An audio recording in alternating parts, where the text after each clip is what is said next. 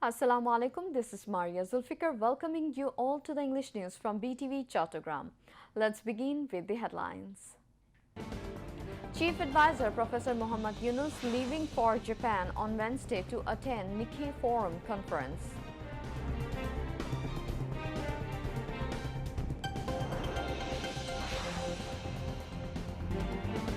Bangladesh Army responsible for protecting sovereignty of country.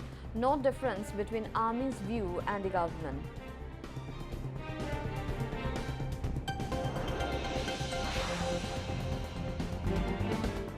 High Court rejects writ petition challenging legality of several recommendations by Women's Affairs Reform Commission.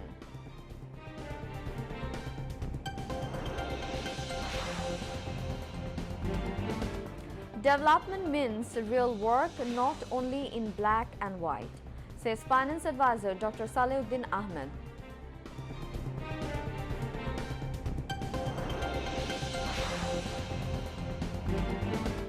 Preparations underway to arrange a sacrificial cattle markets in port city of Chattogram.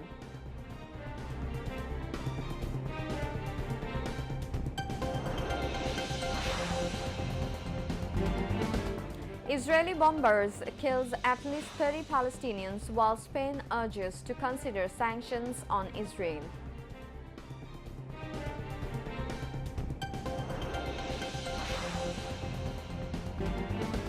And Lahore Qalandars dazzling blizzards of PSL title win, beating Quetta Gladiators by 6 wickets.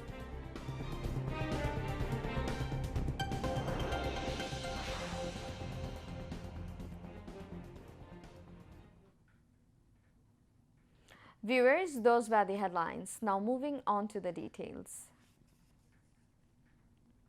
Bangladesh will seek $1 billion soft loan from Japan during the upcoming official visit of Chief Advisor Professor Muhammad Yunus to Tokyo scheduled for May 28 to 31st. While addressing a curtain-raiser press briefing at the Ministry of Foreign Affairs this afternoon, Acting Foreign Secretary Muhammad Ruhul Alam Siddique said the main focus of this visit is budgetary support. Chief Advisor Professor Muhammad Yunus is expected to depart Dhaka on May 28 for the 4-day visit, during which he will hold bilateral talks with Japanese Prime Minister Shigeru Ishiba on May 30, aimed at deepening cooperation across a wide range of strategic areas. Siddique said the formal announcement of the soft loan is expected following the bilateral talks, after which an exchange of notes will be signed. Tokyo will accord a red carpet welcome to the chief advisor upon his arrival, including a guard of honor, he added. টোকিওতে অনুষ্ঠিত 30th নেকি forum future of এশিয়াতে মাননীয় প্রধান উপদেষ্টা অংশগ্রহণের জন্য সরকারি সফরে জাপান যাচ্ছেন। জাপানের প্রধানমন্ত্রীর সাথে বাইল্যাটারাল মিটিং করবেন। 28 তারিখ বিকেলে ওনার সাথে কল অন করবেন তারো আসো। 29 তারিখে নেকি ফোরাম ফিউচার অফ এশিয়াতে স্যার অংশগ্রহণ করবেন এবং এটার প্লেনারি সেশনের সাবজেক্ট হচ্ছে Asia's challenge in a turbulent world. Sir একটি কিনোট স্পিচ প্রদান করবেন। এই প্রোগ্রামে নেকি ফোরামের মহাসচিব, লাও ও পালাওয়ের রাষ্ট্রপতি, জাপান ও কম্বোডিয়ার প্রধানমন্ত্রীগণ, ভিয়েতনাম ও সিঙ্গাপুরের উপপ্রধানমন্ত্রী এবং বিভিন্ন দেশের পররাষ্ট্রমন্ত্রী, নীতি নির্ধারক, গবেষক, বুদ্ধিজীবী সহ গুরুত্বপূর্ণ ব্যক্তিবর্গ অংশগ্রহণ করবেন।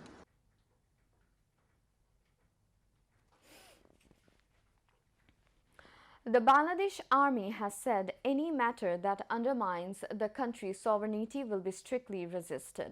The information was given at a briefing on various contemporary issues, including the law and order situation in the country, at the officers' mess of the Dhaka cantonment this afternoon. The briefing said the army has no confrontation with the interim government and the army is completely uncompromising in protecting the country's sovereignty. The army has been working in coordination with everyone in the interest of the country since August 5. The army said the issue of making 30,000 uniforms for the KNF is being seriously investigated. 1,979 members of the KNF have been arrested in the last 1 month. In total, more than 14,000 KNF members have been arrested so far.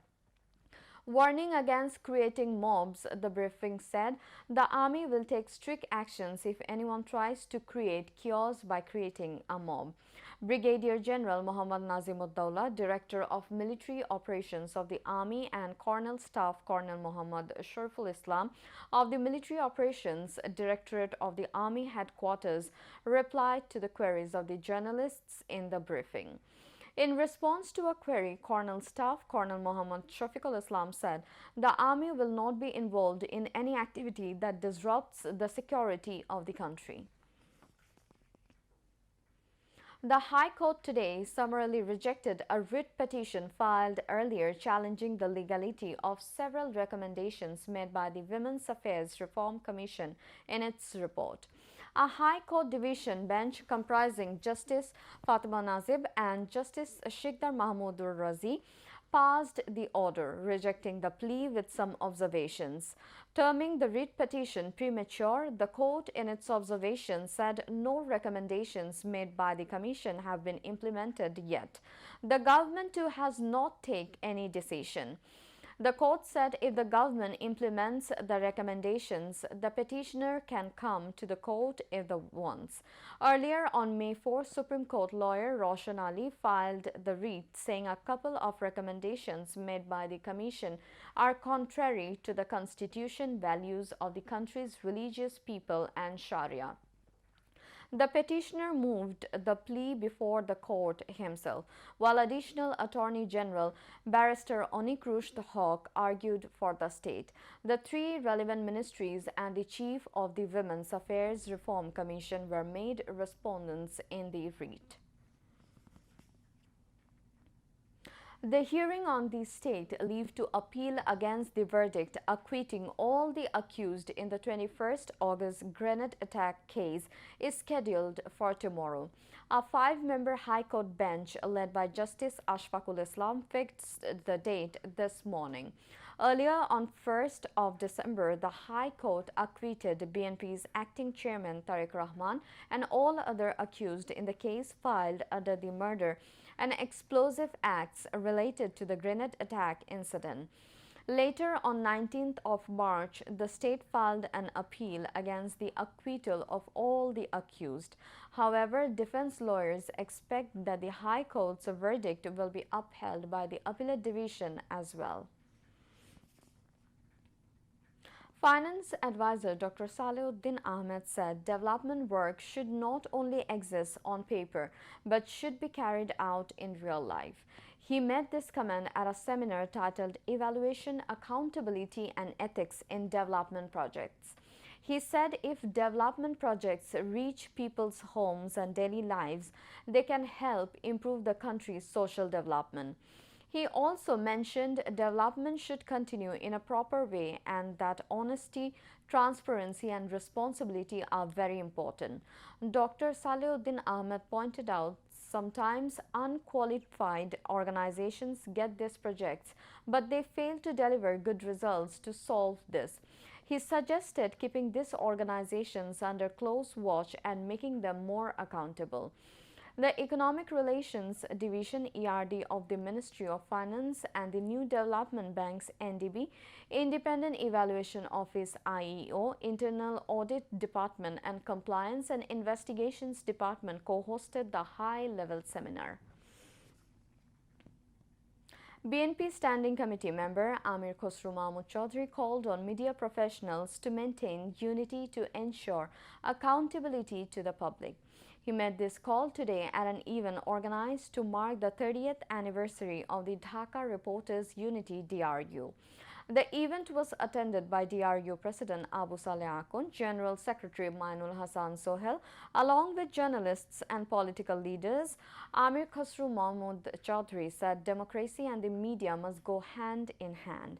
He said the media plays a crucial role in safeguarding democratic and constitutional freedoms. Later, he inaugurated the anniversary celebration by releasing doves and participating in the national anthem. All the regular and temporary cattle markets in the city are at last-minute preparations for the sale and purchase of sacrificial animals. A total of 8,60,288 sacrificial animals are available in the district for the upcoming Eid al-Azha. This year, with shortage of around 39,000 animals to meet up the demand. The shortage will not affect the market as traders usually bring animals for selling from neighboring districts considering the high profit and demands here.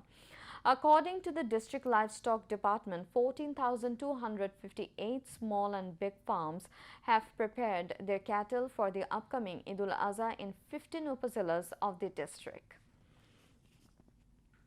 Now, international news.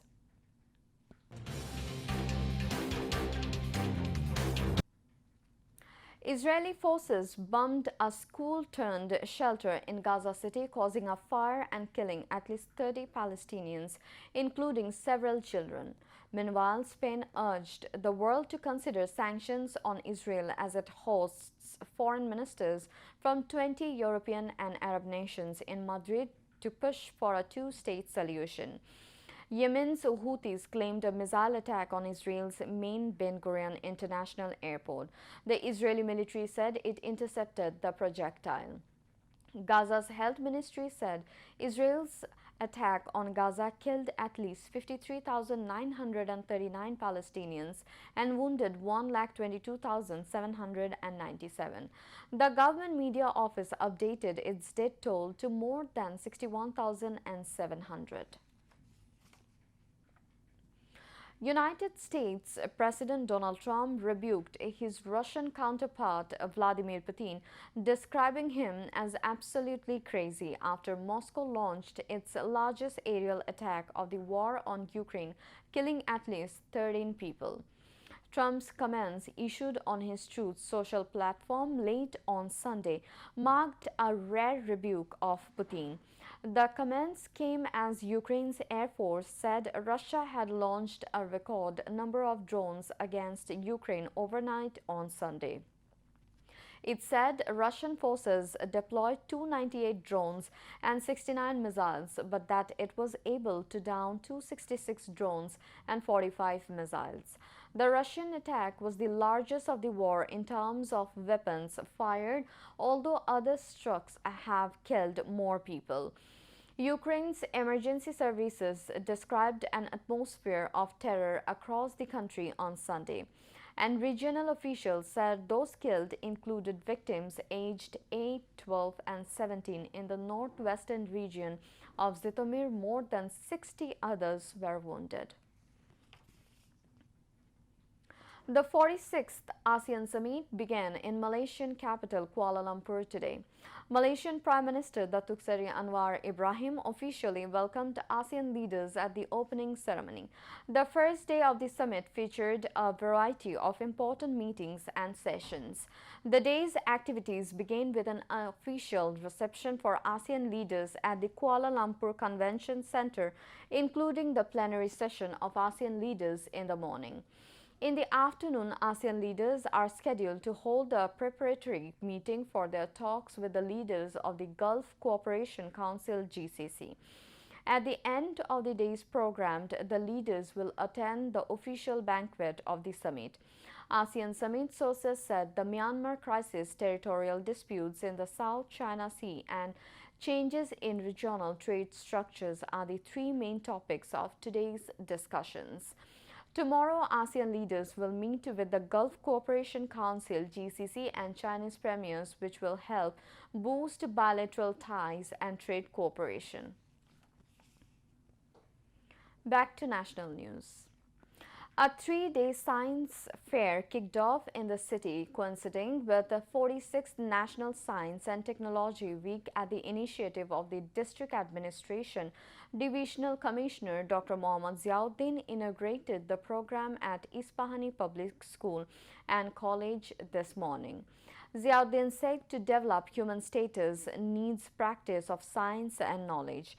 Deputy Commissioner Farida Khanam presided over the program, while Director of Ispahani Group Mirza Ali Ispahani, College Rector Lieutenant Colonel retired Moinul Islam Chaudhry, Additional Deputy Commissioner Sharifuddin, District Education Officer Uttom Khisha, and Acting Principal Shahin Al Razi, among others, addressed the occasion.